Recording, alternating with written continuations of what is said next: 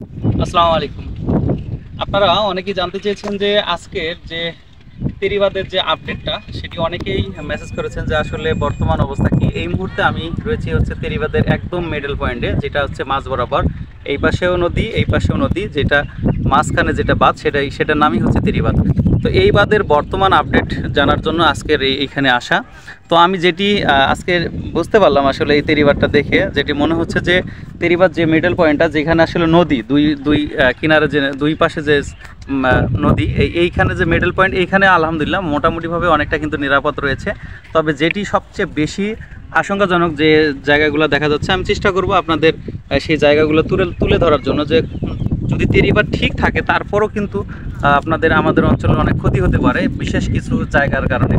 কিছু কিছু জায়গায় এতটা ডাউন রয়েছে যেগুলা কিন্তু আমরা আসার পথেই দেখলাম যে পানি অলরেডি উঠেছে, বন্যার পানি। আর যে পরিমাণে পানি ভাবতেছে, মনে হচ্ছে না যে সেখানে ঠিক আছে। যদি আজকে অলরেডি আলহামদুলিল্লাহ আমাদের গ্রামের যে সচেতন লোকগুলা রয়েছে, সমাজসেবকরা, ওনারা অলরেডি একটা ট্রেজার সেট করেছে। যদি এই মাটিগুলা হয়তো কালকে কাজ ধরতো বা তার আগের দিন ধরতো, হয়তো এই টেনশনটা করা লাগতো না। আলহামদুলিল্লাহ আজকে অলরেডি কাজ ওনারা শুরু করে দিয়েছেন। এই কাজ করার কারণে কিন্তু এই যে আপনার ঝুঁকিপূর্ণ যে জায়গাগুলো, সেগুলো মেকআপ যদি করতে পারে, তাহলে হয়তো মনে হয় ইনশাল্লাহ আমরা কিছুটা ঝুঁকিপূর্ণ থাকতে পারবো। তারপরেও যদি পানি বাড়ার যে গতিটা, সেটা যদি অব্যাহত থাকে, তাহলে কিন্তু আরও ক্ষতিগ্রস্ত হওয়ার সম্ভাবনা রয়েছে। তবে আমরা যেহেতু মিডল পয়েন্ট আছি, আমরা চেষ্টা করব একদম শেষ সীমানা থেকে শুরু করে A to Z আপনাদের দেখানোর জন্য। তো সাথেই থাকুন। তো আমরা শেষ মাথায় অলরেডি এসে গেছি। এটা হচ্ছে আমাদের যে তেরিবাদের যে শেষ মাথা, সেটি হচ্ছে এটা।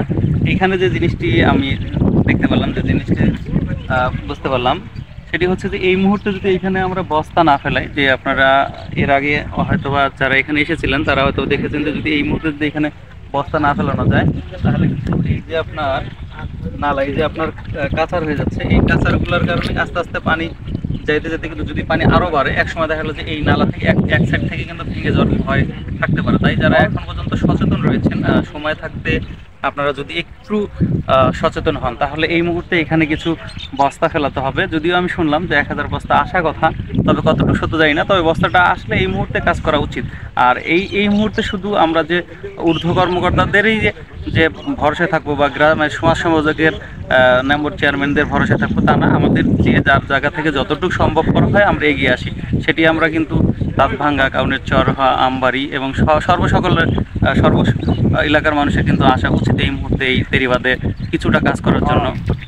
কারণ যথেষ্ট পানি বাড়তেছে। গতবার যে পানি হয়েছিল, আমরা এর একটা ভিডিও দিয়েছিলাম যে গত বছর এর চেয়ে কিন্তু অনেক কম পানি হয়েছিল, কিন্তু এবার কিন্তু তার চেয়ে প্রায় দ্বিগুণ পানি অলরেডি হয়েছে। আমরা কিন্তু তেরিবাদটা পুরাপুরি দেখতে পারলাম, কিন্তু তেরিবাদের চেয়েও যেটা সবচেয়ে জটিলতা, সেটি কিন্তু আপনাদের আমি এখন দেখাবো। সেটি হচ্ছে যে ডিগ্রিচর গ্রাম, যেটা ডিগ্রিচর গ্রামের যে রাস্তাটা, সেটা আপনারা অনেকেই জানেন যে অনেকটা নিচু। সেটার কাজ যদিও বরাদ্দ হয়তো বা আগে হয়েছিল, কিন্তু কাজ না করার কারণে কিন্তু মানে হেয়ালিপনার কারণে কিন্তু সেটা গ্যাপ রয়েছে। আর ওই গ্যাপের কারণে কিন্তু এখন পানি ঢোকার সম্ভাবনা অনেকটা বেশি। অলরেডি ঢুকে গেছে, সম্ভাবনা বলে ভুল হবে। তবে কাজও চলমান রয়েছে। আপনারা যদি দেখেন, আমি আস্তে আস্তে দেখাচ্ছি, যে আপনারা হয়তো বা দেখতে পাচ্ছেন যে তেরিবাদের উপরে কিন্তু পানি, এটা বন্যার পানিও রয়েছে, কিছু ড্রেজারের পানিও রয়েছে। এইখানে আলহামদুলিল্লাহ অনেক সমাজকর্মী, ডিগ্রিচরের মানুষ সবাই কিন্তু মোটামুটিভাবে কাজ করতেছে, যে যার মতো। তবে আরও কিছু মানুষের আসা উচিত। এখানে মাইকিং করা হয়েছে, সবাইকে মাইকিং করে আসার জন্য বলা হচ্ছে। আমিও চাচ্ছি এই জন্যই ভিডিওটি করা, যে আপনারা যারা এলাকায় রয়েছেন, গাছবাড়ি, ইটালুকান্দা, শাটিমারি, ভেড়ামারা এবং চরেরলুকান্দা, যেখানেই রয়েছেন, আপনারা খুব দ্রুত তেরিবান্ধে বা ডিগ্রিচর গ্রামে আসেন, তাহলে একটা সুবিধা হবে কি, ওনাদের একটু সহযোগিতা করা হবে। এই পর্যায়ে আমরা এই তেরিবাদ বা ডিগ্রিচর সম্পর্কে কিছুটা মতামত নিব আমাদের এলাকার সমাজসেবক মোহাম্মদ রাজ্জাক ভাইয়ের কাছে।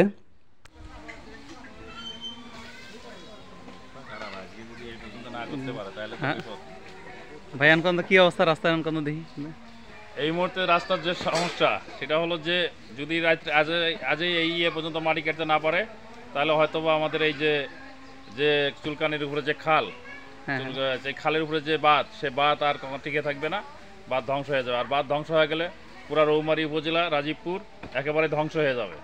তাই সবাইকে বলতেছি, যার এলাকাবাসীকেও বলতেছি, তারা সবাই কোদাল টোদাল নিয়ে আসতেছে, অবশ্য আসি মাটি কাটতেছে। যাই হোক, সবাই একটু যদি সহযোগিতা করে ইনশাল্লাহ এই বাঁধ রক্ষা করা সম্ভব। এখন ওই যে ওইটার চেয়ে এটা কি রিস্ক বেশি নাকি?